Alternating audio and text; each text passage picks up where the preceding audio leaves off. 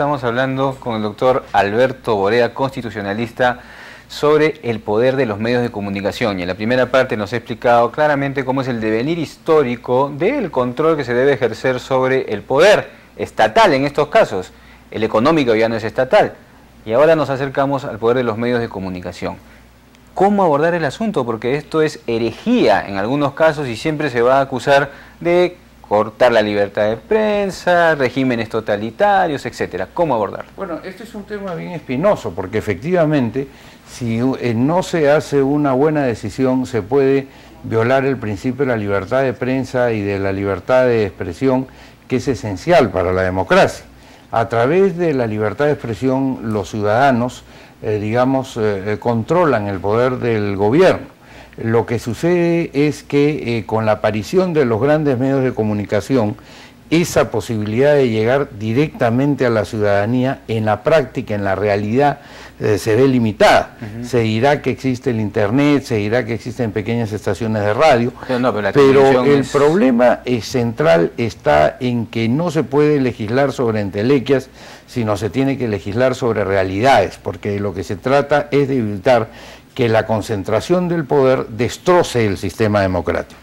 ¿Y cómo lo ves eso tú con claridad? En primer lugar, yo creo que cada medio tiene derecho a decir lo que quiera y lo que le da la gana libremente, y decir: yo creo en que Ollantaytamala es un magnífico presidente, creo que Alan García fue muy malo, yo creo que Fujimori fue un dictador, es decir, cada medio puede decir lo que quiere, en la medida en que cuando lo señale quede claro que esa es su opinión y que eventualmente no se presente como la verdad, como pasa, por ejemplo, con los famosos informes, entre comillas, de la televisión, donde un grupo de periodistas asumen, presumen, juzgan, suplantan un juez en una suerte de juicio ante el tribunal de la opinión pública, y le pasan a uno 8 minutos de un proyecto, y después, sin darle oportunidad para que en otros 8 minutos el acusado haga un descargo, lo invitan y le dicen, o lo convocan, casi lo conminan y le dicen: ¿usted qué opina de esto? ¿No es verdad? Y cuando la persona empieza a establecer sus razones, el periodista lo empieza a cortar, lo empieza a acosar, empieza a tratar de hacerlo aparecer culpable. Esto tiene que entenderse como una situación que rompe el principio de lo que en derecho se llama la igualdad de armas, y lo que está reconocido en la Corte Interamericana de San José de Costa Rica como el derecho que tiene la persona que es, digamos, aludida, primero, a conocer de lo que se le está acusando, y segundo, a tener tiempo y medios suficientes para la defensa.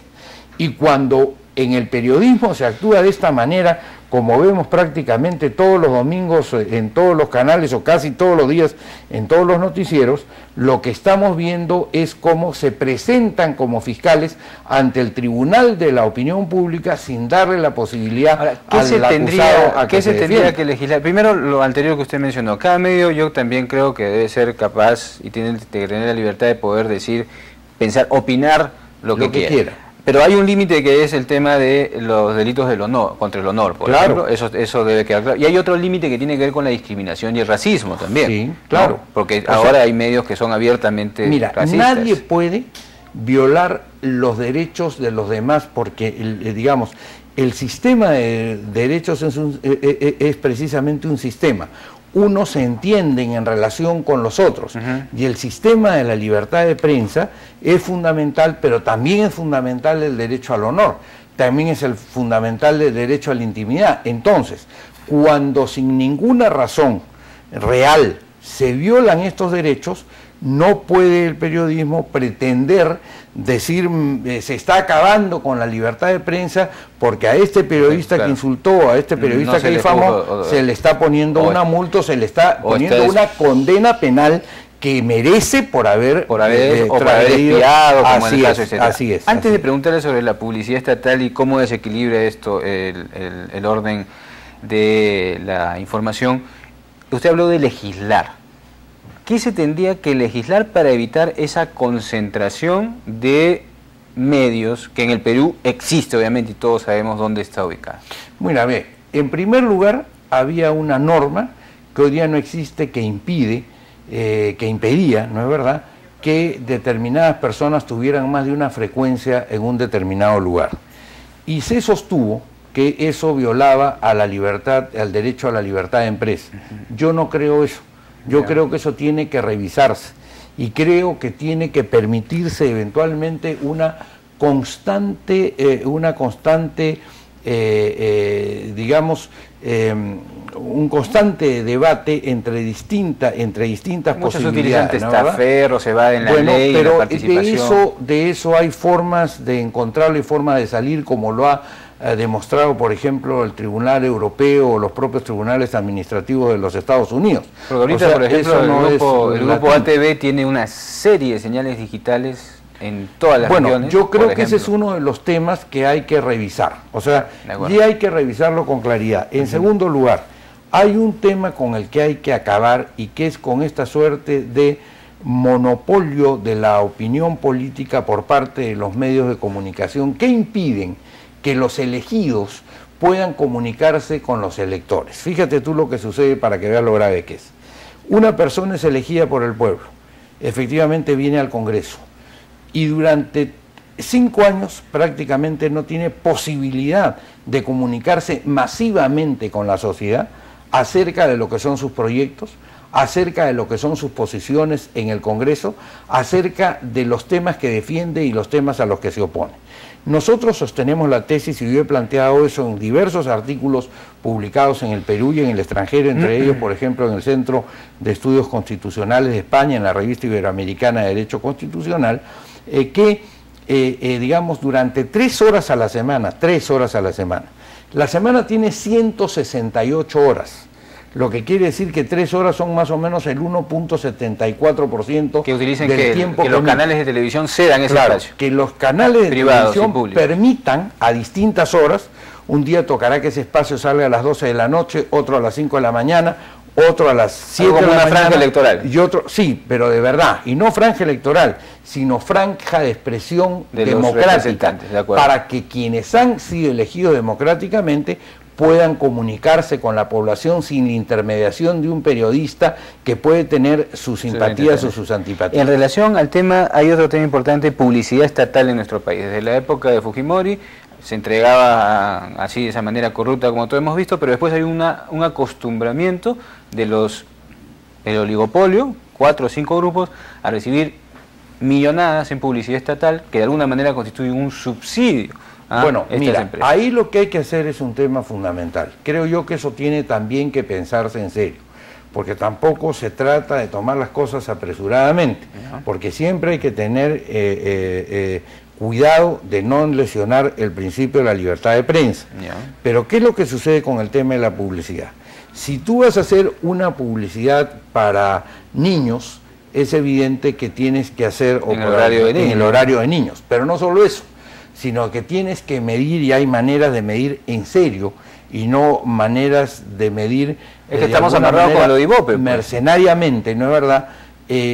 Cuál es la audiencia que tienen los distintos medios para niños. Entonces, ¿qué es lo que tú puedes decir? Vamos a hacer que el 20% o el 30% de esta publicidad sea repartida igual en todos los medios. Y el 70% sea repartido en relación al posicionamiento que tienen para el producto que se está tratando de publicitar. Por ejemplo, contra la neumonía debe ser mucho más fácil hacer la publicidad en Puno, pues, porque ahí está donde están sufriendo. Naturalmente, ¿no es verdad? O sea, ¿dónde se está y quiénes en Puno?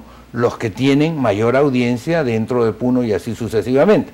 De esa manera tú haces que el dinero del Estado rinda mejor y eventualmente que llegue ese mensaje a la mayoría de la población. Esta es una manera de evitar esa suerte de yo beneficio a la Chuchi, al Chino, al Bocón, como sucedía o a los grandes canales, en la época de Fujimori, efectivamente, o a los canales que se vendían digamos de una manera espantosa, ¿no? Doctor Borea, el tiempo se nos ha ido volando, pero le agradecemos muchísimo esto. ¿Qué idea final nos quisiera dejar en relación a este tema? Hay otros temas que con usted quisiéramos conversar acerca de la Constitución del 93, etcétera, pero para redondear este asunto, Déjenos un mensaje, por favor, en un minuto. Bueno, en primer lugar, Constitución del 93 no es verdad, o sea, eso no existe. El documento del 93, perdón. Eso es una, digamos, una entelequia creada que justamente estamos luchando en este momento porque el Congreso... ¿Usted tiene la convicción como constitucionalista que absoluta, no tenemos Constitución? Absoluta. Entonces, yo creo que sí tenemos Constitución. La del 79. La del 79, que ha sido en este momento eclipsada por este texto hecho por una dictadura, y resulta siendo una vergüenza que un país democrático esté regido por las normas de una dictadura. Es decir, es como la democracia es el fútbol, la dictadura es el básquet. Tú no puedes jugar fútbol con las reglas del básquet. Eso es así de sencillo. ¿Te das cuenta ahora? Sí. ¿Quieres que te deje un mensaje final sobre esto? El tema de la libertad de prensa es central para la democracia. Pero así como no hay derechos absolutos en nada, este es un derecho que tiene que compatibilizarse con el derecho de la ciudadanía a tener una información completa por parte de los actores políticos y de los actores del sistema. Si no, lo que vas a tener es, escúchame, una suerte de proceso electoral de 3 vueltas. La primera vuelta eligen los medios a qué candidatos van a permitirles que participen en el proceso electoral. La segunda vuelta será la primera vuelta y la tercera vuelta la segunda. Pero es como cuando tú entras, y eso ha pasado en las últimas elecciones, tú vas a un restaurante y te enseñan el menú y te dicen aquí hay frijoles, arroz, choclo, 18 platos. Pero cuando tú entras al mozo y le dices, bueno, a ver, deme arroz. No, señor, aquí solo hay carne, papas y camotes. Es decir, los 3 candidatos que los medios de comunicación ya eligieron para que entre ellos sea la candidatura. Entonces, ese circuito se tiene que romper, porque si no se permite la fluidez, digamos, de comunicación entre los que son candidatos y tienen derecho a ser candidatos por haber llenado los requisitos del jurado y la población, se está realmente limitando el derecho de la población a elegir libremente. Doctor Alberto Borea, le agradecemos muchísimo su presencia sobre este tema y lo invitamos a que más adelante conversemos sobre el documento del 93. Magnífico. Muy pronto, porque realmente es importante analizarlo. Quiero simplemente decirles que ya vamos en 87.000 firmas, la ley nos obligaba a solo 59.000, quiero llegar a 100.000 para presentarlas y demostrar que hay un respaldo importante a esta iniciativa. Así